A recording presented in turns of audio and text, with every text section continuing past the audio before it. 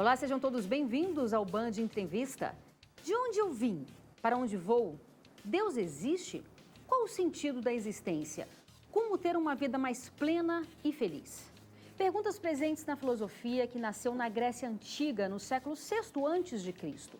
Mas será que as pessoas ainda se interessam por esse conhecimento milenar? Bem, os números não mentem e falam por si.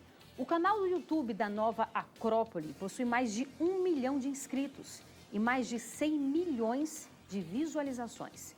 E um dos principais nomes da filosofia no Brasil chama-se professora Lúcia Helena Galvão, que há mais de 33 anos ministra aulas e palestras sobre temas ligados à filosofia clássica no Brasil e em vários outros países. E é com ela que eu tenho a honra de conversar hoje aqui no Band Entrevista. Professora, que alegria tê-la aqui conosco. Muito obrigada pela sua participação aqui, viu? Obrigada, é uma satisfação para mim. Maravilha. Eu devo confessar que eu acompanho você, enfim, as suas palestras, os seus vídeos e isso traz, assim, uma leveza para a nossa alma. E eu queria te perguntar, a filosofia, ela tem esse papel também de fazer com que a vida seja um pouco mais leve? Com certeza. A filosofia nasceu para ser a arte de viver humanamente bem. Portanto, ela nasceu para nos dar orientações acerca de onde posicionar a nossa consciência, como ter um sentido de vida que nos dê a motivação suficiente para ultrapassar as adversidades, enfim. Ela nos instrui acerca de como ter a leveza, o grau de felicidade que nos corresponde, a dar respostas adequadas à vida e assim encontrar paz de espírito, bem-estar, essas coisas tão necessárias. É verdade. A gente vive em tempos tão desafiadores, né, professora? Com a pandemia, tantas pessoas perderam os entes queridos, passaram por tantas dificuldades e tantos desafios que a gente jamais poderia imaginar que vivêssemos tudo isso. E hoje em dia, o número de pessoas que têm depressão, que têm ansiedade, que até mesmo tentam ou tiram a própria vida, é muito grande. E a filosofia, portanto, diante de tudo isso, né, que você está nos trazendo aí, ela nos ajuda a nos entender um pouco melhor e entender a razão de estarmos aqui, ou até mesmo a entendermos essa dor e tentar superá-las, as dores da depressão? Sim, a filosofia nos orienta a entendermos que a vida é dotada de um sentido. E, portanto, aquilo que nos acontece não é aleatório nem caótico, tem algo a nos ensinar. Ela nos ensina a ter uma meta de aperfeiçoamento que vai sempre nos orientar a ultrapassar as adversidades, sempre crescendo. Ela vai nos mostrar que os acontecimentos da vida vieram, na verdade, chamados pela nossa necessidade de crescimento. Então, viemos ao mundo para sairmos daqui melhores do que entramos. E por essa necessidade do ser humano, atraímos para nós as provas que são necessárias. E ela sempre nos mostra como a inteligência da natureza escolhe o melhor para nós. É muito interessante ouvir isso. A senhora falou aí, a senhora não, tão jovem e bonita aqui, só por respeito, vou falar você. Professora, você falou aí sobre a arte de bem viver. Como encontrar, como enxergar ou como conquistar essa arte do bem viver? Bom, a primeira coisa teríamos que considerar que bem viver é viver humanamente completo. Então, entender o que é um ser humano. O ser humano ele tem uma série de ferramentas que, desenvolvidas, fazem com que ele se realize. Então, temos amor, fraternidade, criatividade, temos bondade, temos uma série de ferramentas que foram feitas para construir a nós mesmos e permitir que a gente também atue sobre o mundo. Então, um homem feliz, um homem realizado, um homem humanamente realizado. Quanto mais nós desenvolvemos o nosso potencial humano, mais chances temos de dar respostas adequadas à vida e à nossa própria consciência e estarmos bem. Então, a arte de viver é a arte de humanizar. E diante de tantos desafios que todos nós passamos, né? Todos nós temos as nossas dificuldades. Depois eu vou falar um pouco sobre essa questão de rede social, que as pessoas parecem ter uma vida perfeita. Isso gera, enfim, tanta dificuldade para a própria pessoa que está ali vendo. Mas nessa nossa vida, nessa nossa existência, diante de tantas dificuldades, é possível ser feliz? Eu acredito que sim. Não que a felicidade seja alguma coisa que você vai alcançar em algum lugar, mas que a felicidade esteja aqui, agora, numa boa compreensão dos fatores da vida, numa boa valorização das coisas que temos, no entender que tudo é dual. que mesmo uma dificuldade que nos incomoda bastante, ela tem uma faceta luminosa, que é aquilo que ela nos permite crescer ao atravessá-la. Então, a felicidade está debaixo de cada passo nosso. Quando entendemos a vida, ao invés de brigarmos com ela, caminhamos mãos dadas com ela. Uma aceitação do que a natureza nos propõe, uma aceitação das propostas que nos são feitas para o nosso crescimento. Então, ouvindo você falar, que eu já te disse aqui que eu gosto tanto, o que me remete é um amadurecimento de espírito, um amadurecimento do olhar diante da vida. Né? Hoje a gente vive numa era de redes sociais, né? Onde tudo é muito imediato. Então, se você não gosta de alguém, você bloqueia essa pessoa, você nunca mais tem contato com essa pessoa e resolveu ali o problema, em tese, né? Nas redes sociais. E esse imediatismo que a gente vive nas redes sociais, a impressão que eu tenho, enfim, existem estudos sobre isso também, as pessoas também estão muito imediatas em absolutamente tudo, né? Querem resolver as coisas, querem que os problemas sejam logo superados, ou não querem ter problemas, querem uma vida sem dificuldades. O que a rede social, o que a gente pode tirar de positivo, porque a rede social é neutra em si, né? Mas o que também tem de negativo diante de tudo essa vivência das redes sociais? O positivo é bastante óbvio, né? Ela nos comunica de tal maneira que nós poderíamos estar fazendo essa entrevista, eu estando na China e você aqui. Ou seja, ela encurta distâncias, ela faz coisas maravilhosas nesse sentido, difunde o conhecimento, para tudo isso ela pode servir. Mas ela se torna complicada exatamente pelo que você falou, quando nós começamos a fugir de uma convivência real. Sim. E ficamos cada vez mais fragilizados e inaptos para conviver. Ou seja, aquilo que me incomoda é simplesmente cortado, quando, na verdade, nesse atrito das diferenças é que a gente vai polindo as nossas arestas e vai crescendo. Então, criamos uma forma artificial, onde nada na vida me incomoda. Se incomoda, eu simplesmente corto. Bom, se tudo que me incomoda eu corto, significa que eu ficaria eternamente nesse patamar. Sim. Convivência é uma das ferramentas mais poderosas de que a vida lança a mão para nos fazer crescer. Exatamente nessas arestas vão sendo polidas pela convivência, pelas dificuldades, e vamos crescendo na aceitação do outro, que acaba sendo a aceitação de nós mesmos também. Perfeito. Assim, a gente se enxergar um pouco no outro, ou seja, o outro ser um espelho da gente. Nessa convivência, a gente consegue compreender os nossos defeitos e as nossas qualidades por meio dessa convivência também? Sim, é interessante. Carl Jung falava um pouco sobre isso, né? Do outro como espelho. Sim. Nós, em geral, quando temos uma dificuldade, nós não queremos vê-la, porque estamos tentando evitar de ter que encará-la e superá-la. E aí o outro, às vezes, encarna aquilo que a gente queria empurrar para debaixo do tapete. Então, ele me incomoda terrivelmente. Ele me obriga a olhar, por exemplo, para a preguiça, que é algo que eu estou tentando evitar, não quero confrontar. E ao aparecer diante de mim, ele me obriga a olhar para coisas que eu estava tentando fugir. Tá? Então, eu rejeito fora aquilo que rejeito dentro. Uma pessoa que tivesse um conhecimento bom de si próprio, aceitando e sabendo trabalhar com todos os seus fatores internos, ela não teria rejeição, ela teria compaixão daquele que tem defeitos do lado de fora. A rejeição é um sinal de inabilidade para lidar com determinado fator. Perfeito. E agora a gente faz um breve intervalo e volta daqui a pouco. Não saia daí, a gente te espera.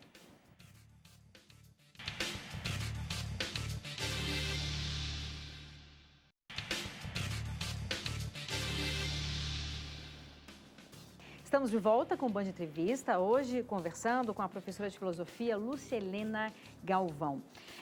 Professora, você já escreveu alguns livros e aí tem um livro saindo do forno, né? Vou pedir para o Neto mostrar aí para a gente, que é um livro que reúne a lógica e a inteligência da vida. É um livro que reúne crônicas, é isso? Isso, exatamente. Crônicas escritas por mim ao longo de anos. Praticamente há 2 décadas venho escrevendo essas crônicas, e elas tratam de vários aspectos da vida.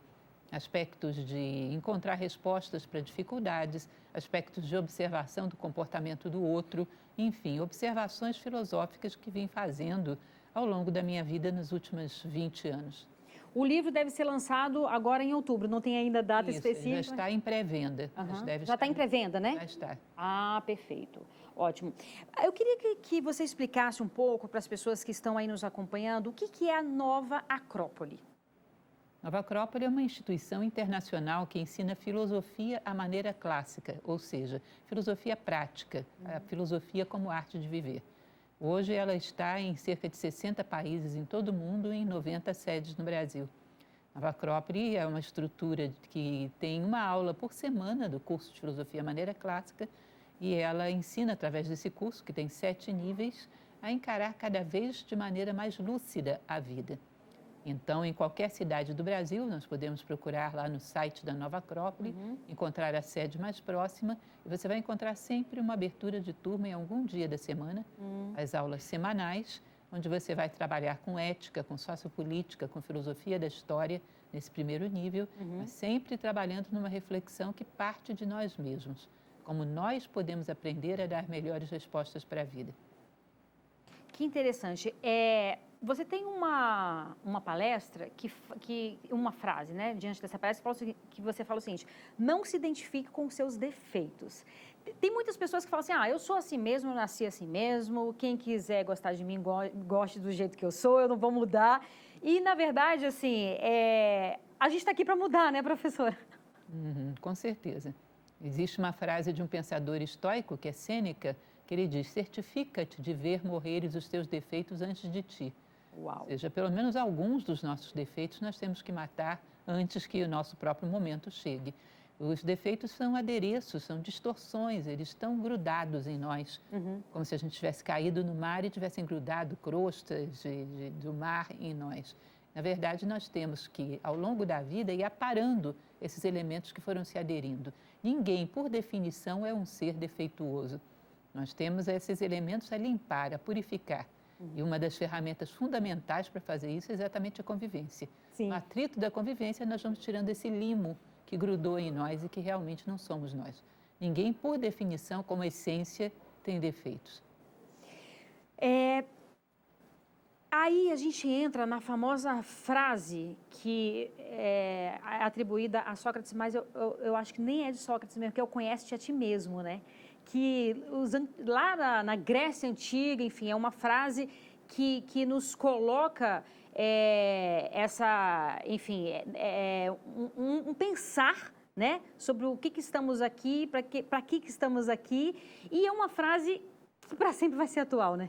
Sim, com certeza. Ela vem do oráculo de Delfos, e ela completa: homem, conhece-te a ti mesmo e conhecerás o universo e os deuses. Ou seja, o que quer dizer é que quanto mais eu conheço dentro, mais eu conhecerei fora. Se eu sou uma pessoa que não tenho autoconhecimento nenhum, tudo o que eu conheço do lado de fora será superficial. Você vai aprofundando no autoconhecimento e no conhecimento do outro, do todo. Senão será sempre superficial, terá opiniões que sempre passarão longe da verdade.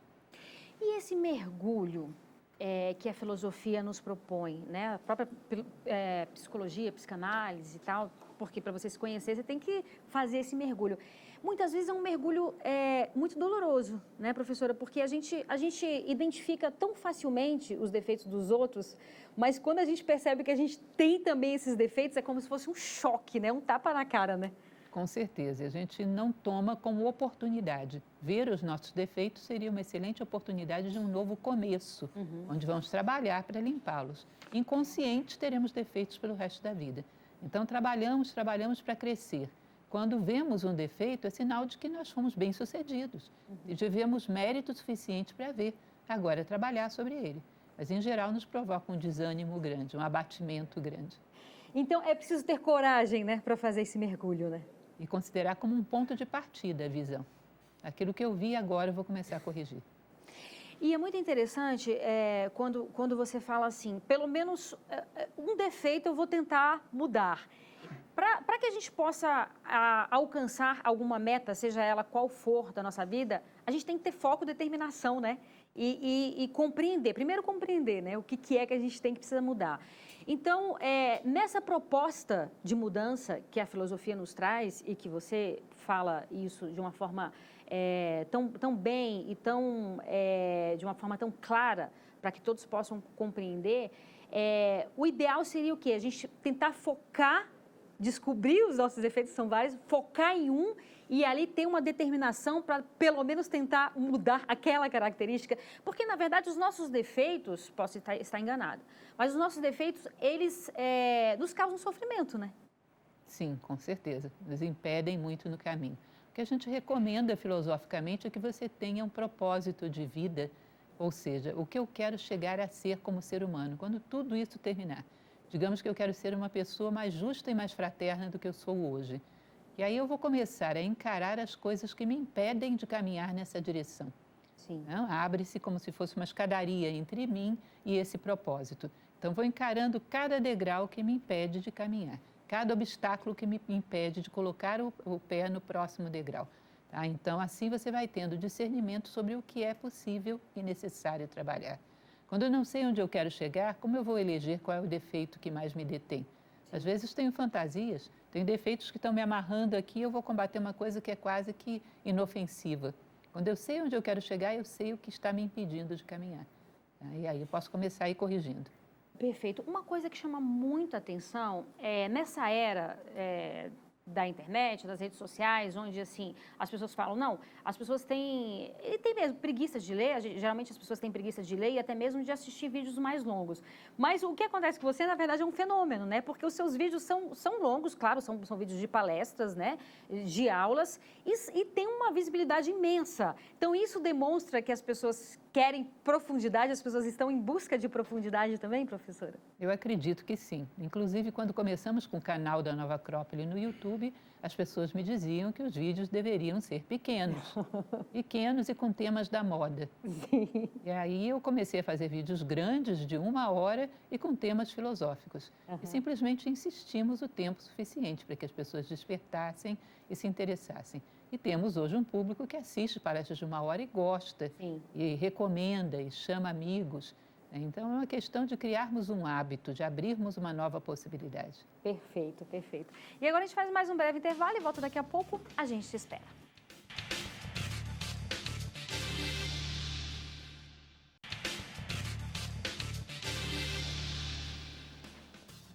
Estamos de volta com o Band Entrevista, hoje conversando com a professora de filosofia, Lúcia Helena Galvão. Professora, a gente vive em uma era em que a beleza externa ela é muito cultuada. Né? As pessoas, sobretudo as mulheres, e aí tem uma pressão, é um outro debate também, que tem uma pressão muito grande para as mulheres. Então, o Brasil é o país que mais faz cirurgias plásticas. Com esses filtros, então, as crianças muito jovens, adolescentes, já querem mudar o nariz, já querem se mudar, né? Não se aceitam. Diante disso, eu quero te perguntar, o que é a beleza para a filosofia? Beleza para a filosofia é tudo aquilo que eleva a nossa consciência em direção ao ser, aquilo que de mais nobre e elevado temos. Tá? Então, o belo é uma atitude de fraternidade, o belo é uma palavra que traz consolo a quem a ouve, o belo é uma amizade que une duas pessoas pela vida inteira. O belo é aquilo que eleva a nossa consciência em direção ao bem. Você vai ver que na Grécia os dois caminhavam juntos, o belo e o bom. Kalos ágatos, eles chamavam, a união dessas duas virtudes. Sempre aquilo que nos coloca um degrau acima daquele patamar em que estávamos. A beleza tem esse dom de, sem forçar portas, Sim. elas simplesmente nos tomar, nos arrebatar e nos levar a uma visão mais elevada de vida, nos harmonizar para um outro patamar de consciência. E sabe o que é tão interessante ouvir você falando isso? Porque, às vezes, esteticamente, você olha para uma pessoa e você fala, nossa, que pessoa bonita. Aí, se você conversa um pouco mais com essa pessoa, se ela não tem profundidade, se ela não tem o belo no sentido interior, se ela não tem a bondade, aquela pessoa, a beleza dela, ela já não faz tanto sentido. E o oposto também. Às vezes, muitas vezes você olha para uma pessoa que esteticamente não está dentro dos padrões de beleza que nos são impostos e que muda a cada momento também, né? E quando você começa a conversar com aquela pessoa, conhece um pouco mais essa pessoa e se ela tem essa beleza do bom, de ser uma pessoa com caráter, de ser uma pessoa honesta, de ser uma pessoa boa, ela se torna bonita, né?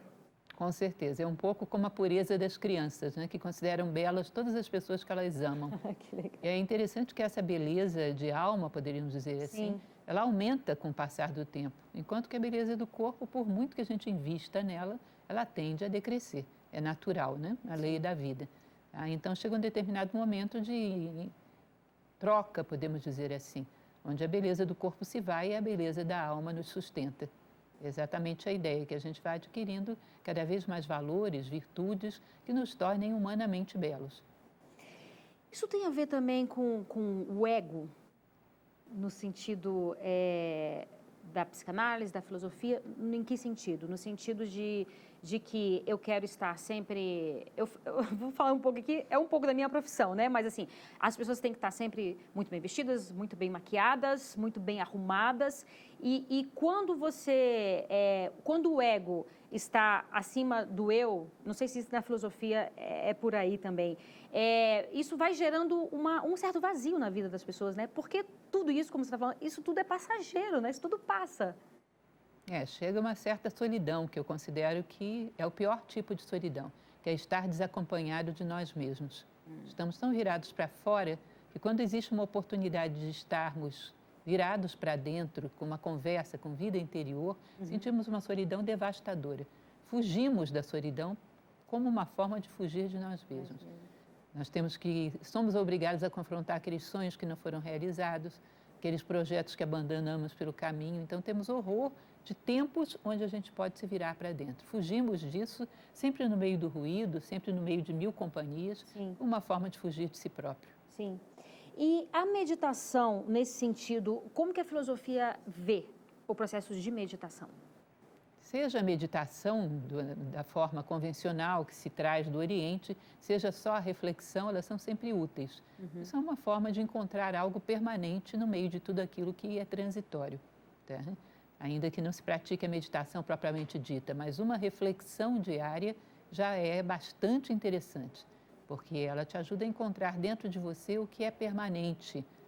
Em contraposição a essas cascas que vamos necessariamente deixando para trás. Isso nos dá segurança, isso nos dá apoio psicológico, isso nos dá firmeza para passarmos adiante de todas as dificuldades da nossa vida.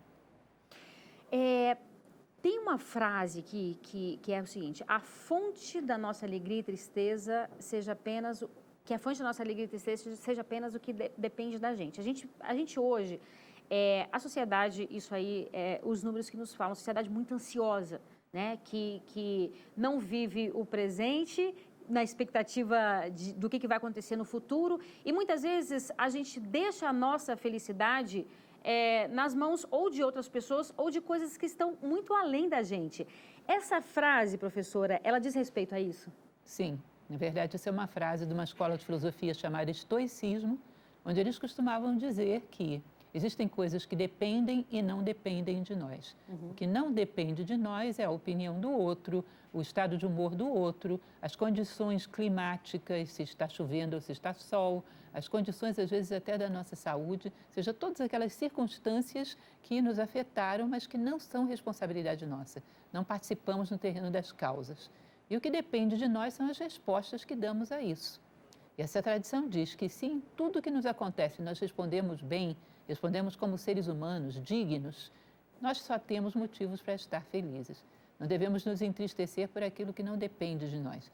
E, inclusive, Epíteto, que é um outro filósofo estoico, ele dizia que isso é o conceito verdadeiro de escravidão. Escravo é aquele que no que depende dele não faz nada e no que não depende fica imprecando contra o destino. Ou seja, ele está preso da sua incapacidade de se dedicar ao seu campo de liberdade, que são as coisas que podemos sim interferir e que podemos mudar. Você tem um blog onde você posta ali as suas poesias, né? Sim. Que são lindas. E que, se você me permite, eu vou ler rapidamente aqui um trecho de uma que é uma das minhas preferidas, que chama Liberdade, que é quando fala assim: vieram as tormentas de emoções e eu escolhi estar sereno. Vieram as ofertas da estação e eu escolhi o sabor mais raro. Vieram as vozes, sonoras ilusões, e eu vi tão claro que é possível estar sozinho. Vieram cores, luzes, opções, e eu escolhi estar em um ninho, em meu próprio coração. E curioso, ao mergulhar nele, profundo, cheguei diante do portal de um mundo repleto de vida, e nele vivi em plena liberdade. O que é liberdade, professora? Liberdade é uma capacidade que temos de autocontrole de tal maneira que qualquer oportunidade que a vida nos coloque, nós tenhamos oportunidade de entrar nela, nós possamos optar por ela. A liberdade é controlar as suas emoções, controlar a sua mente, controlar o seu corpo, de tal maneira que, se eu tenho oportunidade de trabalhar com alguém, eu me garanto, eu tenho condições de suportar a convivência porque eu tenho autocontrole. Se eu tenho uma oportunidade de trabalho, eu tenho condições de me adaptar a um novo local. Ou seja, a liberdade é domínio sobre si próprio e tudo mais é mera consequência. Tá? Em geral, a pessoa que não tem domínio sobre si próprio está preso nas suas limitações. Não tem uma básica condição de fluir junto com a vida. Ele não dá conta de trilhar as aberturas que a vida dá, porque está todo amarrado nas suas limitações. Então, ela começa, em primeiríssimo lugar, nessa capacidade de ter as rédeas da nossa vida na nossa mão. Que perfeito! Olha só, a gente está terminando, infelizmente, mais uma vez, que honra te receber aqui, um prazer para mim. Você costuma dizer que os livros que você indica estão quase todos esgotados.